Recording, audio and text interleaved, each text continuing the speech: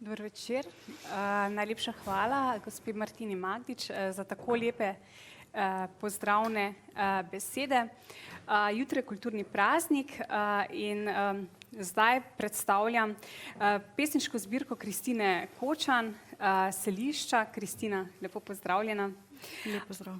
Knjiga je izšla lansko leto pri založbi Litera v mesecu decembru. Kaj hitro je doživela že zelo lepe literarne kritike. Kristina Kočan je pesnica, besedilopiska, doktorica literarnih ved, prevajalka.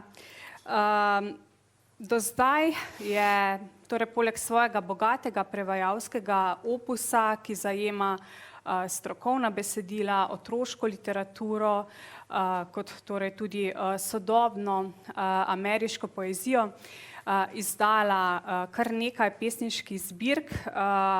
Šara je bil njen pesniški prvenec, ki je bil tudi nominiran za najboljši prvenec na Slovenskem knjižnem sejmu.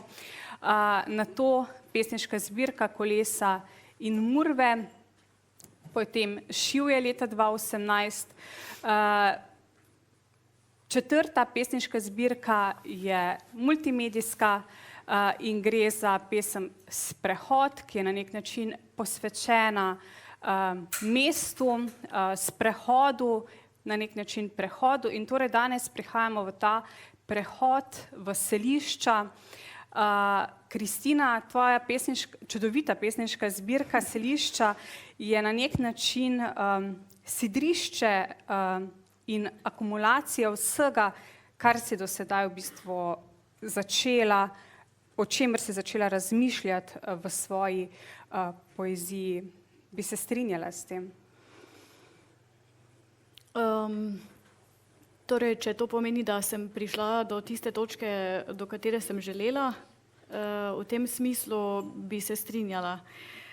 Zato, ker se mi zdi, da nekako to smer, v katero želim iti, sem že nakazala, mogoče tudi v svojem prvencu, ki si ga omenila, ampak takrat sem pač bila zelo mlada, zanimale so me res tudi čist neke druge stvari, ta nek, ne vem, mogoče tudi nek bolj postmodernistični izraz, pa kolaž, pa neka fragmentarnost, pa mogoče ti asociativni postopki in tak naprej. In tistega sem se kar hitro potem znebila in začela iskati to neko v bistvu, to je težko mogoče obesediti, pravzaprav neko povezanost oziroma celo povezljivost z vsem možnim. In to se mi zdi, da pač ta, mogoče ravno to, ja, ta povezljivost s svetom in tem, kar me obdaja, je mogoče res tukaj doseženo. Ja. Če mogoče najprej greva v samo fizično podobo selišč, že sama naslovnica je skrbno izbrana, skrbno naslikana in potem funkcija praznih listov. Vse deluje zelo zračno, prečiščeno, nekateri prazni listi so torej oboje stranski, nekateri torej vmes ena polovična, torej prazna stran. Kako to odbiranje in sestavljanje take zbirke, sploh v času, ko smo priča, ko ogromno knjig na nek način ne doseže več takšnega estetskega učinka, kot recimo že ta Selišča? Ja, tu moram pač reči, da mi je pač moj založnik dejansko dovolil, da sem se spakovala po svojih željah in zdelo se mi je pomembno, dolgo sem premišljala v bistvu, na kak način postaviti to pesniško zbirko, ker ko jo pač dobiš ponavadi od oblikovalca, ki dela prelom, jo pač dobiš v tej neki klasični postavitvi in je pogosto zelo dolgočasno.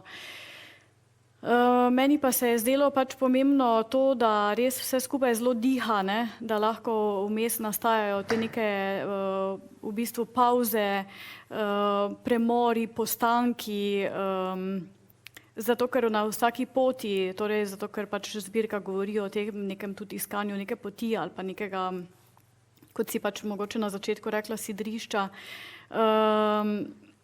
na taki poti je veliko teh postankov, ne, in tudi veliko prepiha in vsega tega in se mi je zdelo pač pomembno tudi, da je zračno, da so v bistvu vrstice, da so bolj široki razmiki in vse te in da so tudi prazne strani, ne, ker včasih se enostavno ne zgodi nič, ne, in na ta način tudi bralec lahko mogoče lažje predahne. Prvi cikel ali mogoče celo poglavje, pesniško zbirko je mogoče brati tudi kot neko zgodbo subjektke, ki na koncu na nek način dopušča povezavo, mogoče celo s Noetovo barko, ker je pesniška zadnja pesem torej Benetke, ki jim na nek način grozi potop. Torej, selišča se začnejo torej s srečišča, nato selišča in mislišča.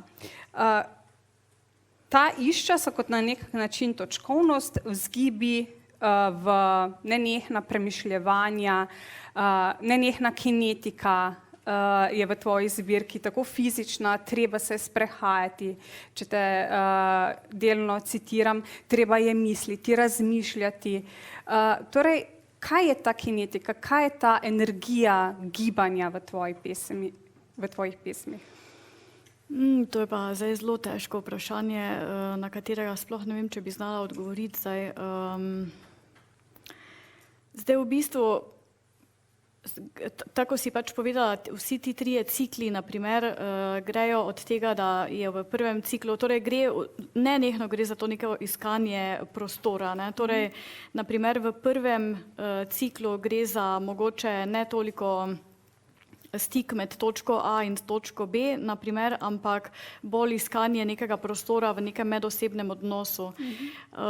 Potem se premaknemo torej v sama selišča, kjer je mogoče res to A do B, torej so premiki, so neke selitve,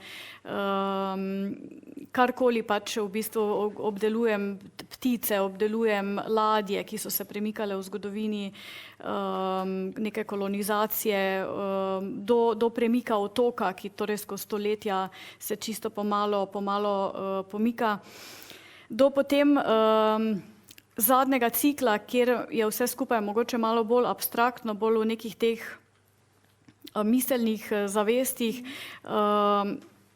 ampak spet gre torej v bistvu tudi v mislih, ko to, kar vse premišljam, še torej v bistvu zadnji cikl je nekako vse to, kar še ni domišljeno ali pa mogoče kar ne gre domisliti. Tako da v bistvu to, kar torej poganja to mojo poezijo, je pač mislim, da samo to, ta energija tega iskanja, ne, oziroma tudi iskanja tega biti zdaj tukaj prisoten, ne, v bistvu mogoče tudi iskanja te prisotnosti, ne. To je to, kar se mi zdi, da je ves čas zelo prisotno. Zato na nek način tudi vozlišča, torej vozli, ki jih v bistvu potem na nek način odpreš sama sebi, subjektki, bralcu. Ja, morda, ne. Ja, težko, ne vem, to bojo morali bralci v bistvu mogoče povedati, ja. Če greva malo nazaj, Šara je pesniška zbirka, ki je, lahko rečem, poezija utripa, poezija fotografije. Ko nizaš verze, skozi alineje, naštevan, doživljen, v bistvu prehajaš z optiko fotografinje. V tej zbirki pa so posamezne pesmi na nek način slike, portreti nekega trenutka, nekega utrinka.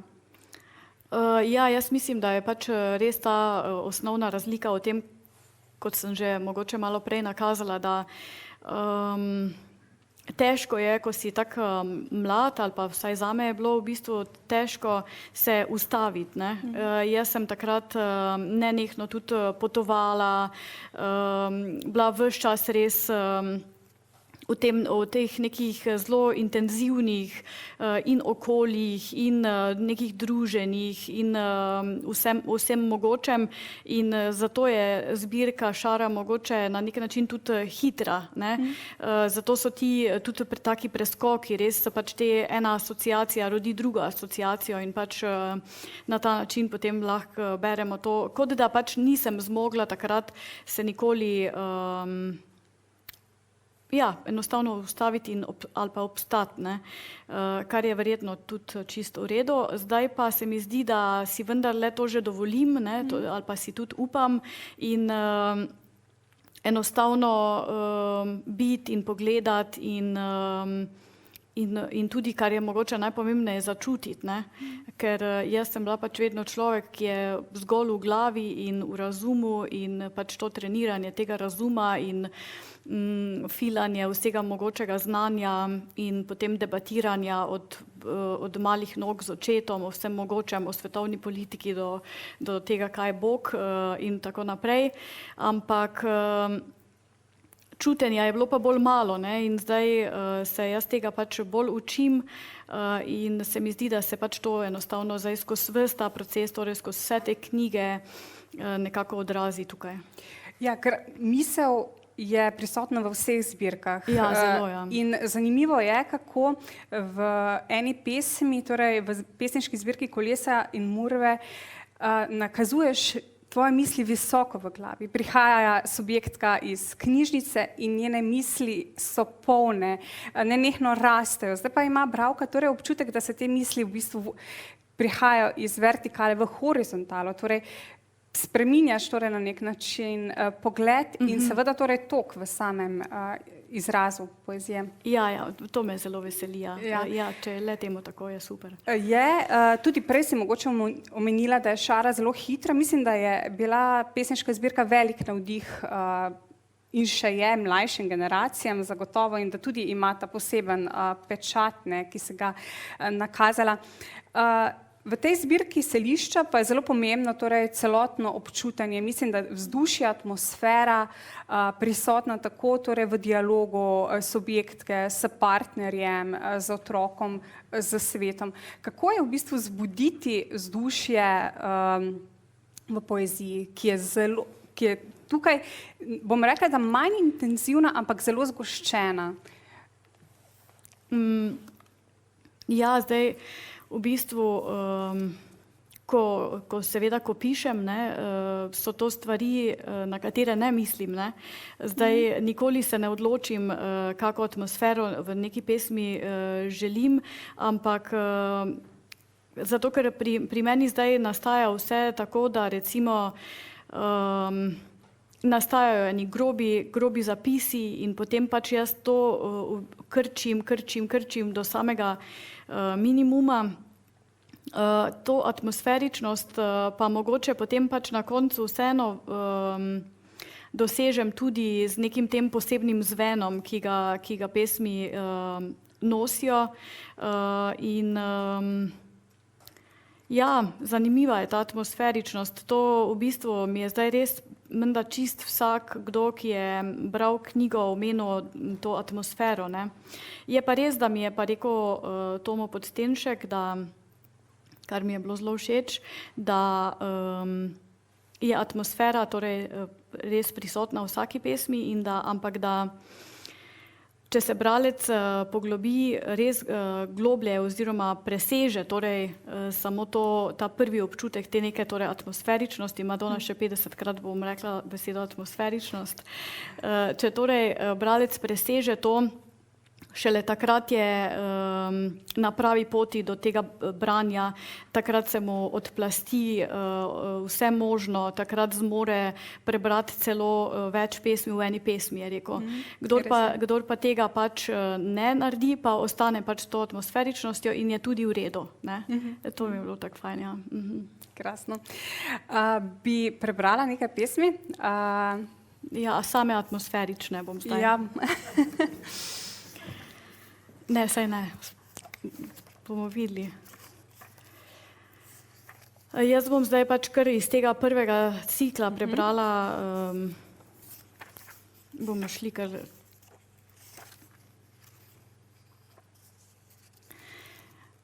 Šibje. Čevlji škripljajo v snegu, se nama oddaljuje, ogreta koča, ogenj pravkar počasi ugaša, nasičeno vzdihljajo, drgnjenje vlažnih teles v nemem popoldnevu, v temoti tli tiholazna divjad. Med šibjem preplet kazi, prstov, plamenov, ki zanetijo besede, na toplih jezikih, šele zimski brsti, nemudoma pogoltnjene, od poljubov na poti proč.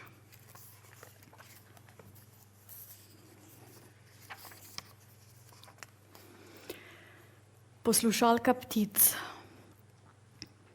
Prvič v domu, kjer jih ne vidim, le slišim. Sive vrane, srako, vrabca, trepetne topirjev, rečnega lebe, čigro, grlice, ščinkavca, glasen prelet sredi noči proti jutru, labodov, umolkne v ljubimčevih korakih, zaduši lahen sneg, skozi odprto okno, mraz oplazi na pol razkrito telo, z njega para v žgoletu, v njegovem žepu belo pero.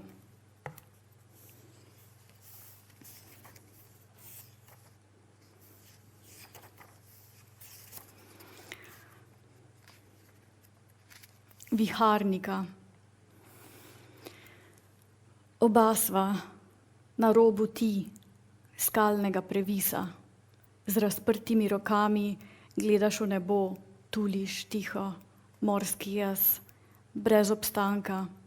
Oba v vetrovih, oba kljubujeva, ko trknejo gromovniki, zabočijo večerniki. V deblu zavrejo sokovi, v žilah priletim k tebi iz svoje jame, ko do razglede me vabiš, s kljunom segam vate, me prižemaš, trdno v moje ptičje srce rineš, vse najmanjše vejice, v krvavih kaplah odletim. Hvala. Če bi zdaj ostali najprej pri tem vzdušju, ki je pomembno pri erotiki, tvoja poezija je bila skozi čas erotična v določenih pogledih do znanja, do sočloveka, kjer pa je bilo začutiti veliko praznine, veliko izgube. Šiv je na nek način govori o odhajanju, o tesnobi. Divjad, pa torej tvoj kratkoprozni prvenec, pa že nakazuje na to erotiko, na telesnost in prav ta zbirka Selišča ima poseben odnos do telesnosti subjektke. Kako torej ti deli telesa, funkcije zaživijo zdaj v Seliščih, kjer recimo najdemo tudi divjad, ki nenehno asociira na eros, recimo različni slovenski pesniki od Sedmaka do Barbare Korun govorijo o jelenu, nenehno se poigravajo, tudi ti si se začela recimo že v divjadi ukvarjati s tem in tudi v tej pesmi Rogovje, sami simboli, ki namiguje na erotiko, ampak ta erotika je zdaj na nek način osvobojena porazov. Porazov? Ja. Ja, zdaj ta jelen, ne, v bistvu je pač stvari v življenju so čudne, ne, pač da je včasih nekdo si izbere nek simbol, dejansko je pač ta divjad zgodba, kratka zgodba in potem najprej je bila torej pesem, ne, torej tu gre za, jaz bom kar prebrala to pesem, je brez veze, da bom Rogovje. Ko boš nocoj odšel v hladu, bo stanovanje dišalo po preveč cigaretah, ker ljubiva preveč kadit.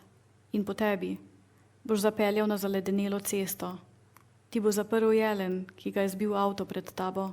Ustavil boš, me poklical, mi natanko opisal, kri mu curlja iz gobca, se kadi sapa kot dim, hrope iz globokih pljuč na Rogovju, ostanki trebljenja ob oborih in lišajih. Kot če pred uro čez moj bo šel z roko čez njegov drget. Moj duh ga bo prežel.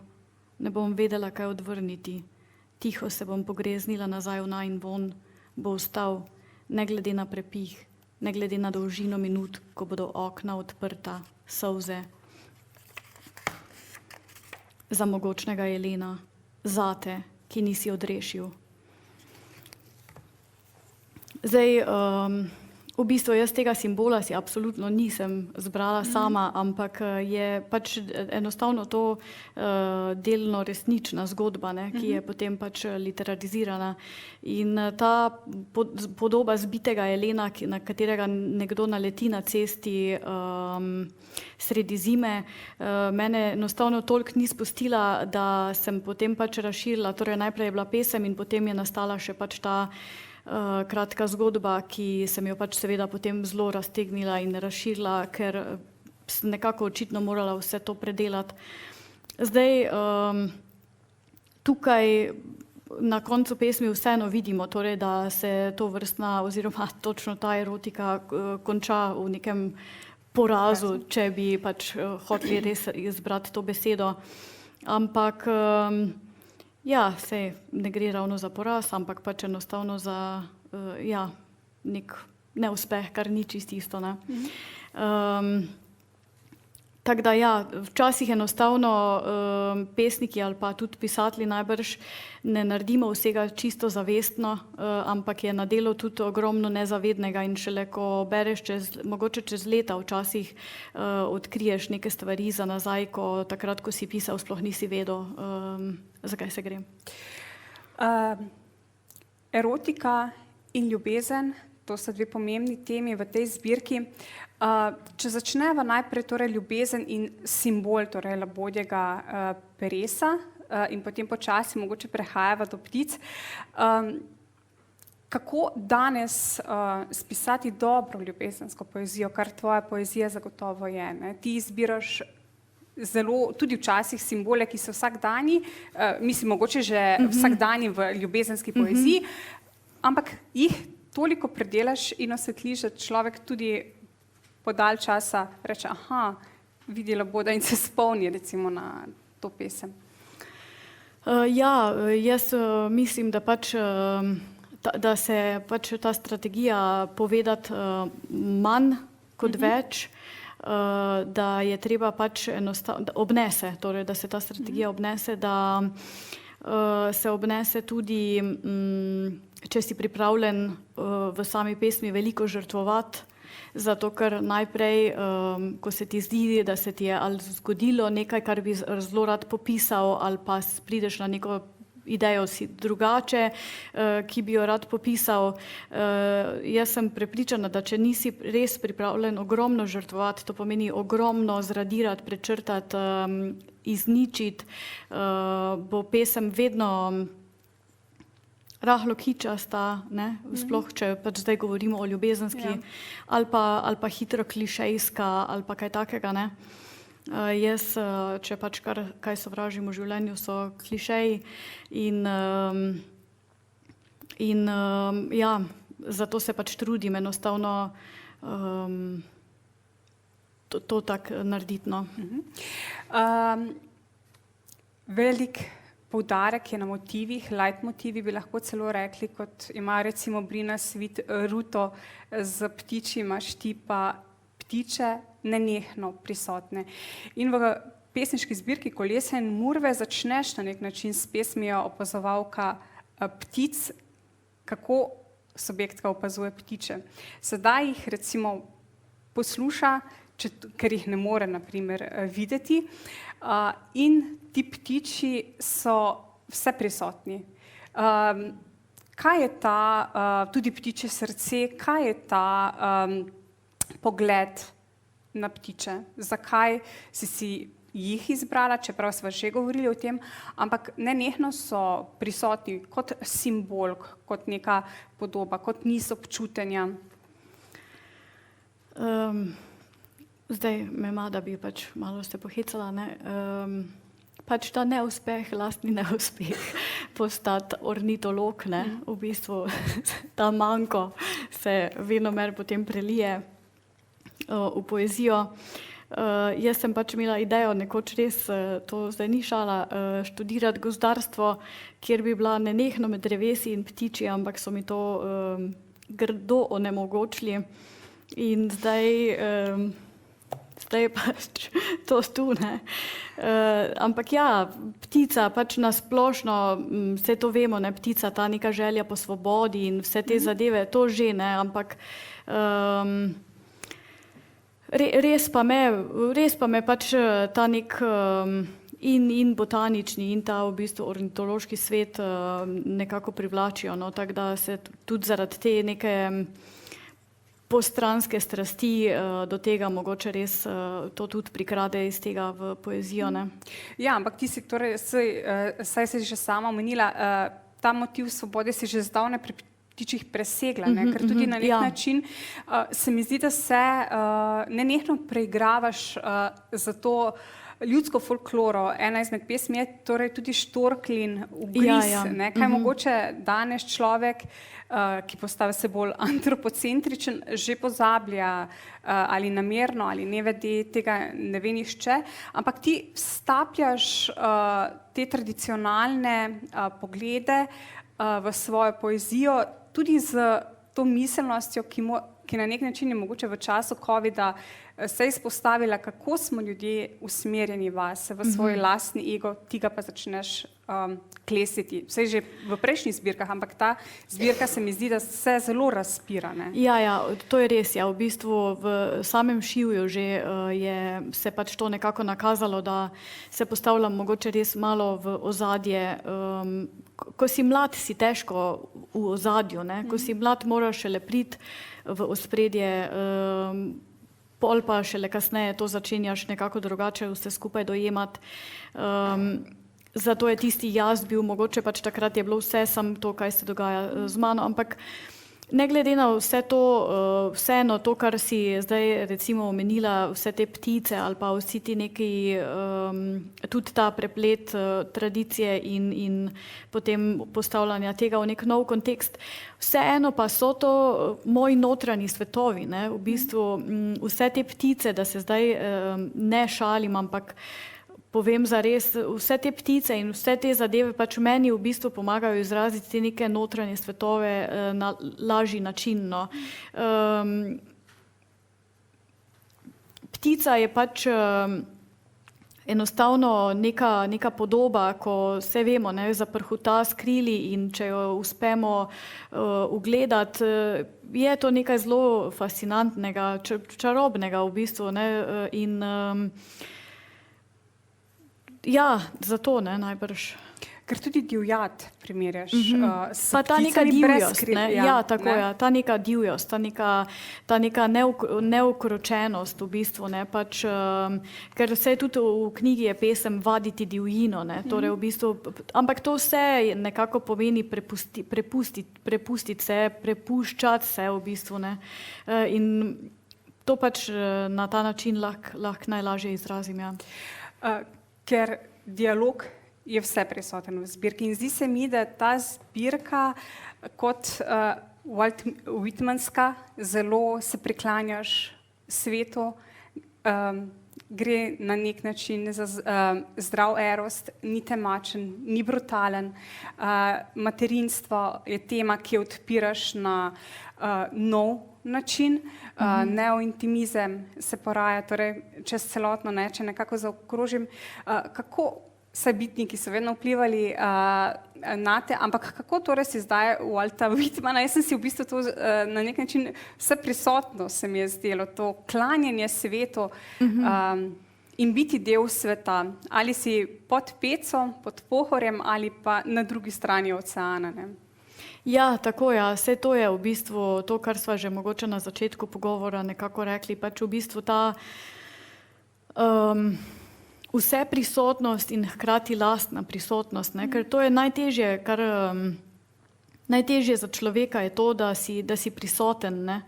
To ne pomeni v bistvu, vse vemo, ne, znajdemo se tudi recimo na neki zabavi ali pa kjerkoli, pa dejansko nismo tam, ne. Jaz sem se pač vedno spraševala, kako natrenirati to, da bom lahko v tem trenutku zaobjela vse okrog sebe, ne, ker ker se mi je vedno zdelo, da mi pač enostavno stvari polzijo iz rok. Ne. Jaz sem tudi zato nehala fotografirati. Jaz sem se kot mlada punca, kot verjetno skoraj vsaka mlada punca ukvarja nekaj časa s fotografijo, sem potem v bistvu na enem potovanju ugotovila, da jaz gledam sam skozi ta objektiv in zamujam vse okrog sebe, kaj se dogaja, zato ker gledam tisti, ne vem, kader, pa nastavljam svetlobo, in sem nemudoma dala fotoaparat proč in se nehala ukvarjati s tem,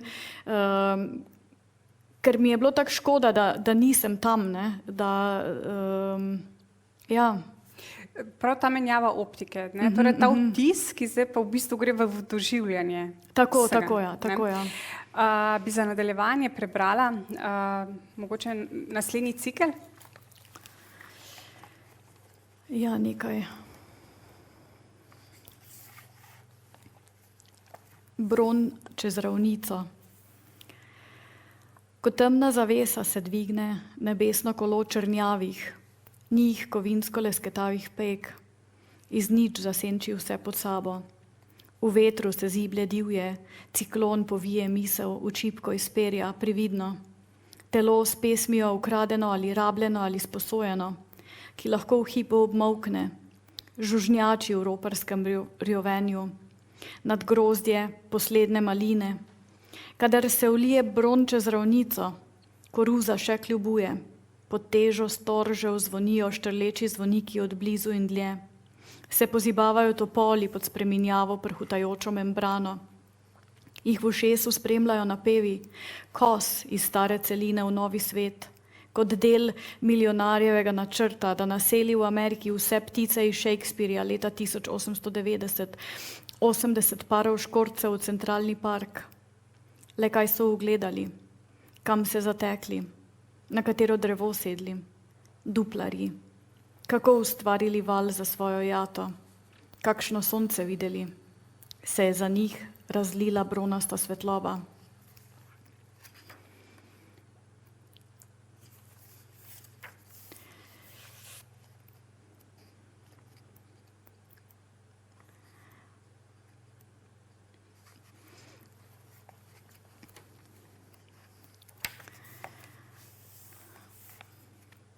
Tiger, to je po eni nizozemski ladji, ki je plula tam 1800 nekaj. Vsak v objemu nikogar, breme v tonah, šepet v ušesu nikogar, v temo strmeče oči v daljavi, žužnjanje ženskih glasov, kako zveni voda oceana v brezveterju, temna je ali pa azurna. Voda Hudsona hladna, igla proti severu, les v prasketu, vsa teža v ognju, mrtvi, dež, v sneg, potem led, nato kosti, ostajajo blizu, divji purani, trepetlikajo, zvezde so nekje v upanju, da se zjasni, da se prečaka še ena zima. Pa morda še štorkle, ki jih je Tonja prej omenila. Se domači češnji listje užge, počasi odpada, poganja njih proti razbeljenemu soncu. Prvi strah pred slano, v žarnih nočeh se kri pretaka počasneje. V dane gnezdišču, neme jadralke, so se začele v jatah zbirati nad starim gnezdom v bližini naše hiše. Ko sem zanosila, so pripravljale mehko zibelko, prinašale veje in mah in lišaje. Zdaj ima moj sin na zatilju ugriz vas, ki ste mi ga nosile tako dolgo, klopotale s kljuni in z mano čakale, pozni mrak se nam pritakne, sveže se zavijamo, druga v drugo, z mislimi na povrat. Najlepša hvala za prebrano. V seliščih gre za preporod. Na eni strani preporod vode, o čemer še bova govorili, in potem torej tudi preporod subjektke, njenih misli in njenega telesa. Gre za svetli neointimizem, če se recimo šivje ukvarjalo s teminami.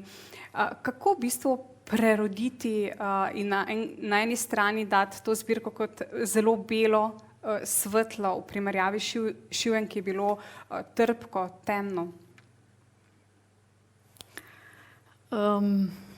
Jaz mislim, da je pač bilo zelo odvisno od tega, v kakem obdobju svojega življenja sem se znašla. Tu zdaj ni nekega bolj fascinantnega odgovora od tega, ker takrat mi je pač šlo res zelo slabo in je pač bilo vse skupaj bolj temno verjetno. No, ampak to ni bila patetična poezija. Ne, to je bila zelo globoka, bom rekla, osebno izpovedna poezija, v teh obdobjih se verjetno znajde vsak posameznik, posameznica. Ne? Ja, to je res, ja. No, hvala, da si dodala, da ni bila patetična. Ne, ampak ja, mislim reči vseeno, pač obdobje, v katerem se znajdeš, se potem sigurno odrazi, ne. Težko pišeš zdaj neke, ne vem, svetle ali pa svetlejše pesmi, kot mislim, v takem obdobju.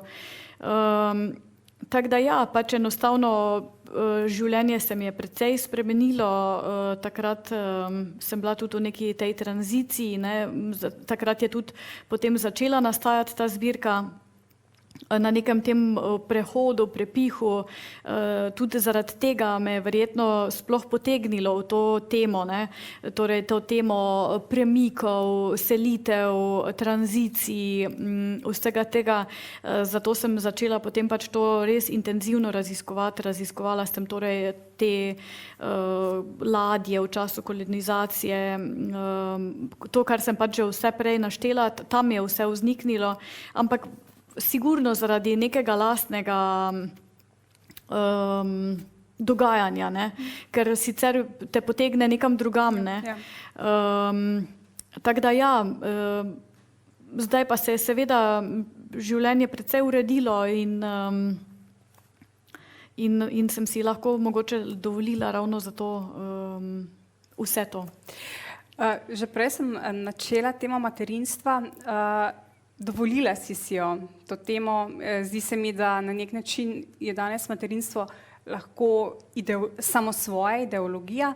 Kako besediti materinstvo, torej odnos do sina, do otroka, vmes v eni izmed pesmi, torej Laternice, govoriš torej tudi o indijanski uspavanki. V današnjem času Facebook materinstvo nekaj čisto drugega, ne? Kar je pa torej tvoja poezija. Ja, to je pač bilo seveda neko intenzivno doživljanje, še vedno je, ne? Ampak je pa bilo tudi za to tema za preučevanje, zaradi tega, ker se torej nekdo, ki piše kot jaz, postane mama in potem se ukvarja dosti s tem, torej kako zdaj, ja, do kod biti mama in kje začeti spet pisati, ne, v bistvu, kje je zdaj, kdaj je okej, da jaz pišem, pa ne rabim imeti slabe vesti zaradi onega, ko tam leži, ne. Aha, če se je zdaj zbudil, moram zdaj takoj že leteti ali še lahko to zaključim, ne. Pač v bistvu to so brutalne situacije, ne, s katerimi se soočaš in na katere te nobeden ni pripravil, sploh pa smo zdaj danes bombardirani s to idealno predstavo mame, da mora biti, mislim, jaz bom samo to povedala, pač, ko sem začela hoditi v zdravstvene domove z svojim sinom, kaki že v bolnici, so mene vsi začeli nazivati z mami. Jaz sem mislila, kaj se dogaja, zakaj sem jaz zdaj kar naenkrat vsem mami, a še tebi medicinska sestra, sem jaz zdaj kar mami, mislim, ampak to, če se človek vpraša in ubada svojo lastno identiteto, je to pač res hudič, ne, ker to je še vedno samo del tvoje identitete, ne, biti mama ni vse, kar zdaj tebe gradi, kar naenkrat čez noč, ne, in zato je pač tudi to iskanje tega nekega ravnovesja zelo pomembna stvar tukaj, ne, ker jaz tudi sem imela prijateljice, ki so me na začetku vprašale, a pišeš, pa sem jaz rekla, ja, pa so rekle, joj, ne vem, jaz nismo mogle, ne vem, dolgo, na primer, ne. Jaz sem imela potem grozen naval slabe vesti, ker sem si mislila, ja, jaz se res, a se nisem sposobna posvetiti res samo in izključno otroku, ne, pač v bistvu to so neke zagate.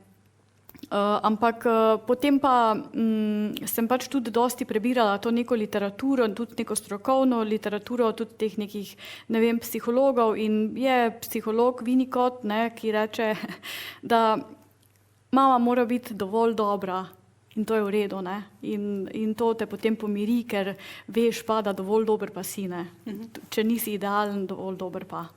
In mirno. Ja.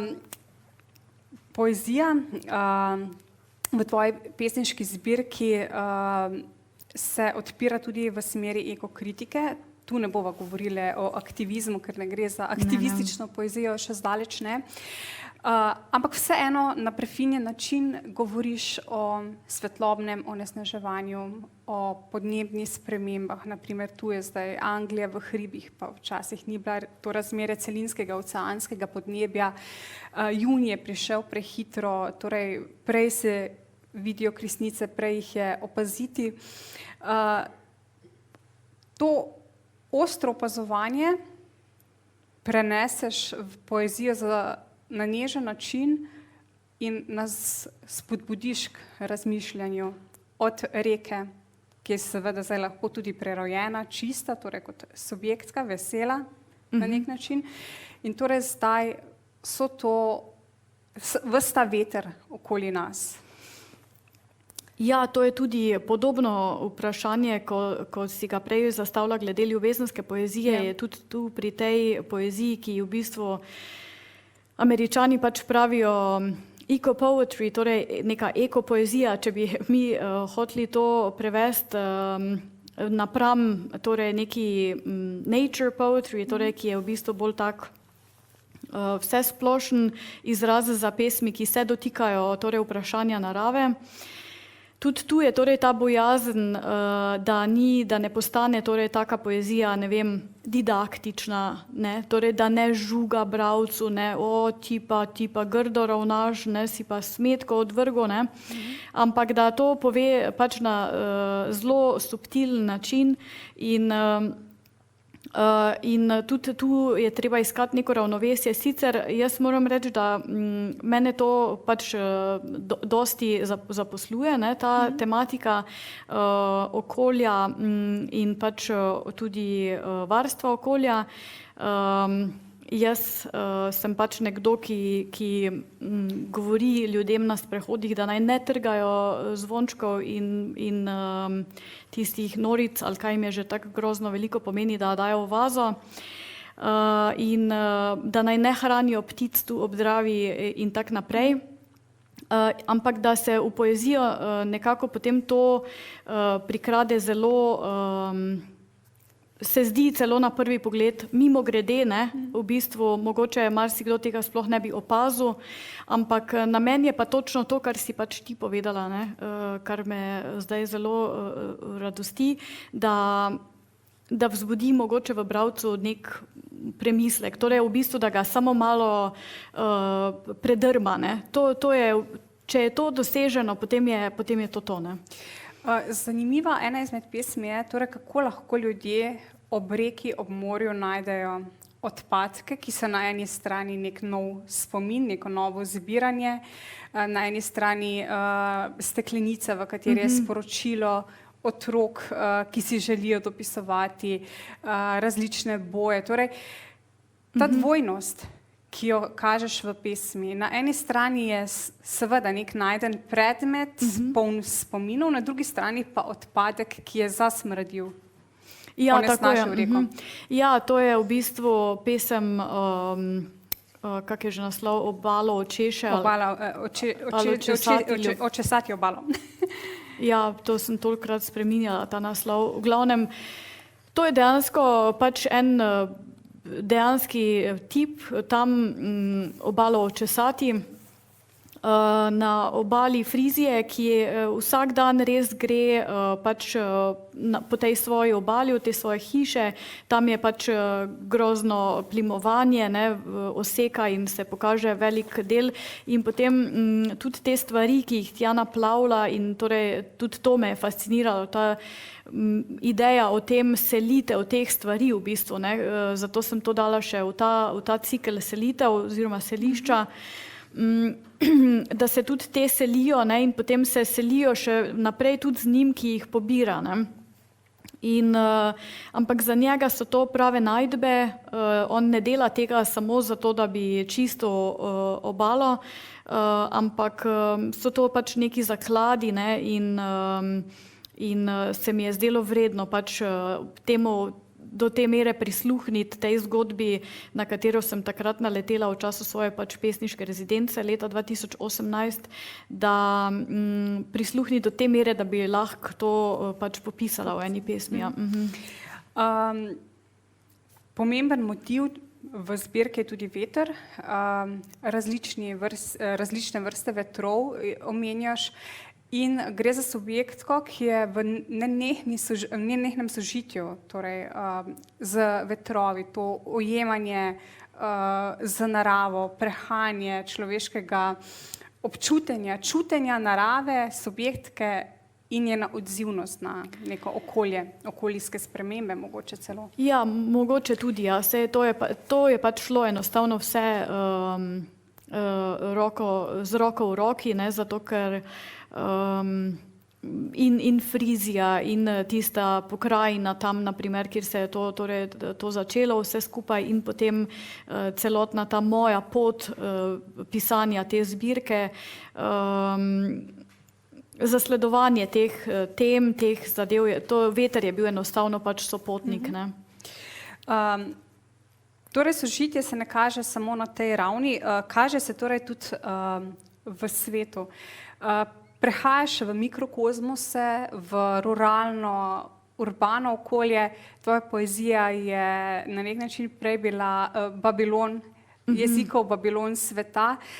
Tukaj pa se začneš krčiti in iščeš torej tudi sožitje v majhnih pokrajinah, mogoče v domačih pokrajinah, tukaj ne govorimo o domačijskosti, o ničemer tem, ampak ta mikrokozmos, ne, kako ga spletati in narediti svet v malem in majhnost v svetu.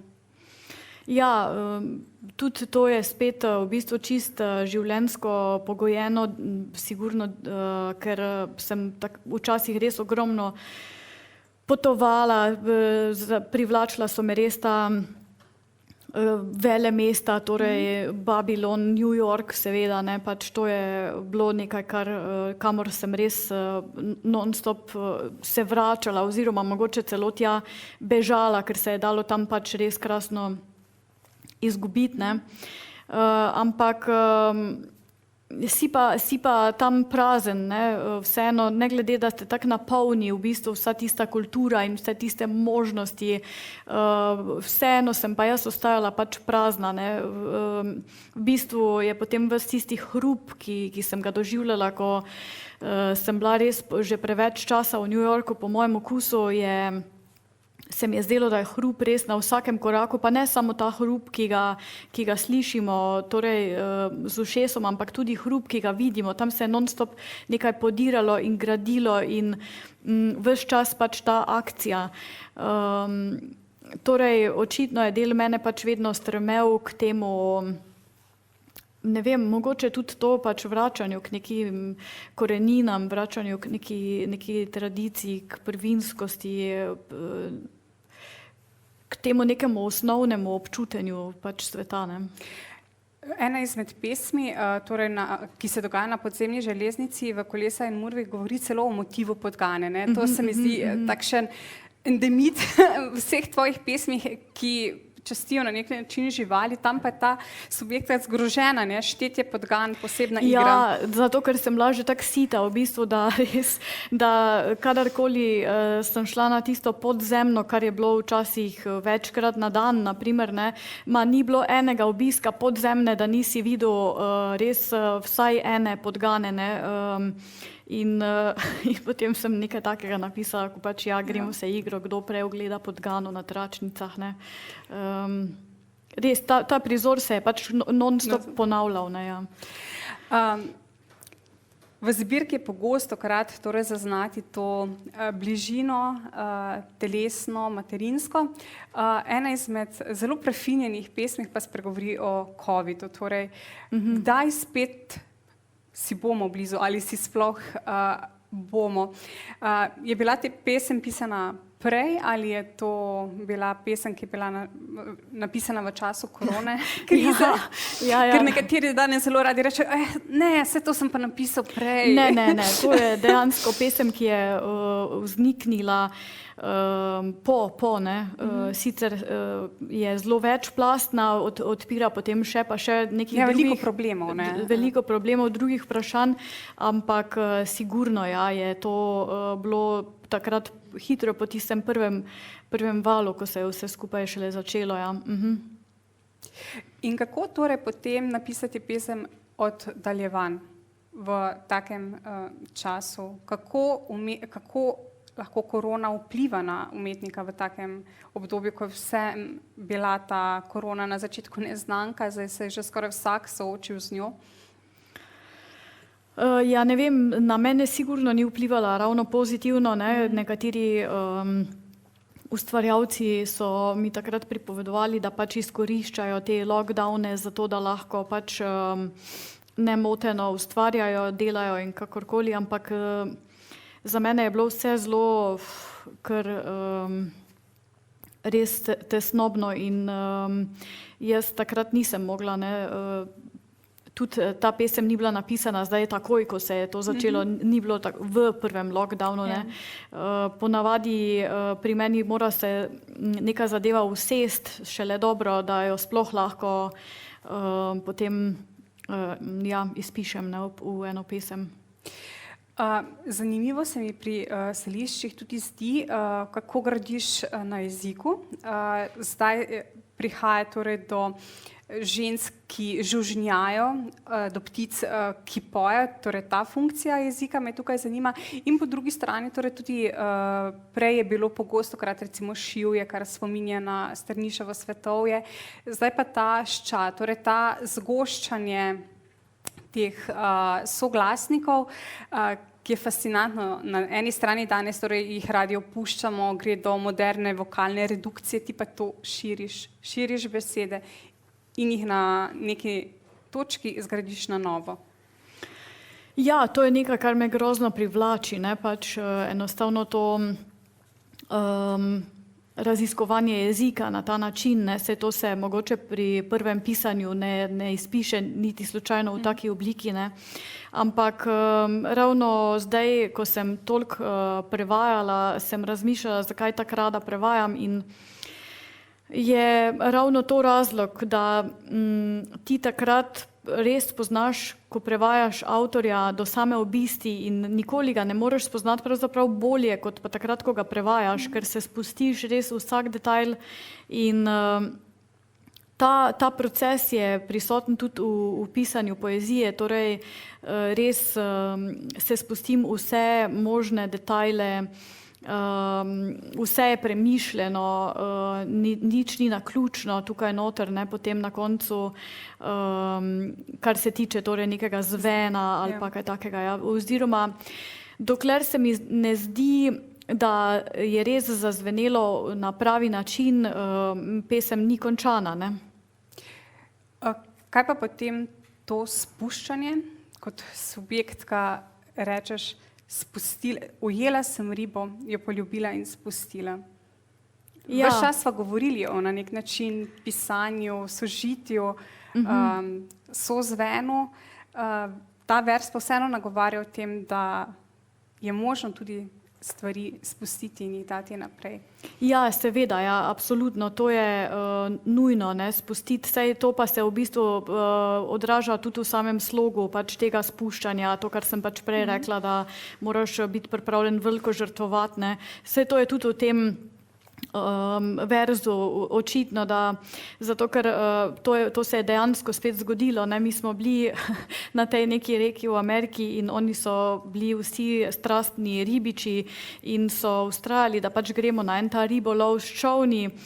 In meni se je tudi zdelo najprej krasno, da bom pač jaz probala zdaj te ribe loviti in še iz čolna, torej mi bomo kar pluli in kar tam bom vrgla ta trnek in dejansko je pač bilo kakor sem jaz ta trnek pač vrgla, je riba prijela in jaz sem samo vlekla, oni so kričali pol, ne, in jaz sem vlekla tisto, ampak ko je ta riba prišla potem na čoln in ko sem jo jaz videla, kak tam opleta in jaz sem bila čisto zgrožena, ne, in se mi je zdelo pač res grozno, da mi zdaj se gremo tam nek šport in za nek lastni užitek zgolj, ne, in potem sem tisto ribo, jaz sem pač začela kričati, pomagajmo ji, ne, in pol je on ta trnek iztaknil in jaz sem takoj to ribo na hitro še poljubila in vrgla nazaj in potem je bilo tako grozno, ker sem skozi razmišljala samo o tej njeni rani, ki jo bo imela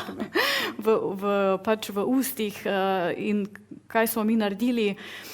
Ampak oni pa so bili zgroženi nad mano, torej kaj zdaj sem jaz naredila, jaz sem že ribo imela, zdaj sem jo pa pač dala nazaj, da mislim pač kdo to naredi in v glavnem ja, tako da žrtvovati stvari, pač Ja, to in je, opuščanje jaza, ne. tako tudi in opuščanje, še ne samo tega egota, za na kamin potem mogoče, ne, ja. Zanimiv izbor je pesem Benetke na koncu. Lahko bi rekla, da spomnila sem se torej na Noetovo barko, govoriš o vodi, o onesnaževanju.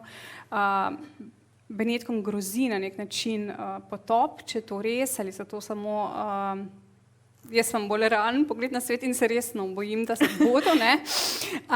Zakaj potem tak izbor, ne? Ker tudi ti rešuješ na nek način življenje, ne? Ja, Benetke so meni res zelo ljube, jaz vsakič, ko pridem v Benetke, ne morem verjeti, da Benetke sploh obstajajo, res, ampak ja, seveda, ampak pesem je zato tudi na koncu, ker so taka uganka, ja, ne vemo točno, kaj bo se z njimi zgodilo, na primer, ne, ampak vseeno pa je ta neka lepota o njih, ki jo moramo ceniti, ne, in jaz bom kar to prebrala zdaj. Kaj, še malo kaj? Lahko prebereš, ja. Okay. Jaz bom prebrala najprej Lanternice, te, kar je Tonja prej omenila, potem pa še to, pol pa po mojem imate dovolj za danes. Lanternice. Prižigajo se, mudljivo mrmram starodavno indijansko rimanko. Sem jo nekoč slišala v Apalačih. Naj letijo, zanj se prižgejo, preden zaspi, majhne lučke, majhne svečke, lanternice. Takrat se zgrne noč, moj sin spi, ptice šteje ves dan, so se zbirale na češnji, na njegovem obrazu še vedno poletne sence celega dneva, igrač praznim žepe, da ga lahko pričakam v bleščavem jutru. Torej, tu je pač ta igra, ne? Torej, jaz moram sprazniti svoje žepe, da sem lahko drug dan potem spet torej, lahka za njega. Ne? Benetke. Čigavi so kamni, blodnjaške sledi, brezbrežno meglovje, se v sebi pogrezne vse nazaj na svoje mesto. Le oko vzigra, le luna ga spremlja, ob dremotnih kanalih, njih voda vstrepeče, čipkasto zaplapola. Kjer si se že znašel, spet se izgubiš. V tukaj, kjer biva čas, se je zavlekel pod skrhana pročelja, od soli zgrizena, od dneva črnih čet, med bazilikami, grobnicami, marmorjem, nemoto, preteklih korakov, mostovi, minljivo. Ti vlažna mrzlota zaplahuta v kosti, je tako velika tema, za njo le eno sonce, ki bo ušlo in vsa lepota. Najlepša hvala. Ima še kdo kakšno vprašanje za Kristino Kočan? Nihče? Kristina, najlepša hvala. Tebi tudi. Krasno je bilo. Jaz ti želim še ogromno sreče, ogromno ustvarjalne moči, kritike, tega kritično igrivega duha še naprej. Hvala lepa. Strani založbe mi je bilo naročeno, da lahko pesniško zbirko kupite po prijazni ceni 15 evrov. Tole je tam pri izhodu oziroma vhodu. Vam želim vsem lep kulturni praznik, lep današnji večer in se vam zahvaljujem za obisk. Najlepša hvala. Hvala lepa. Super.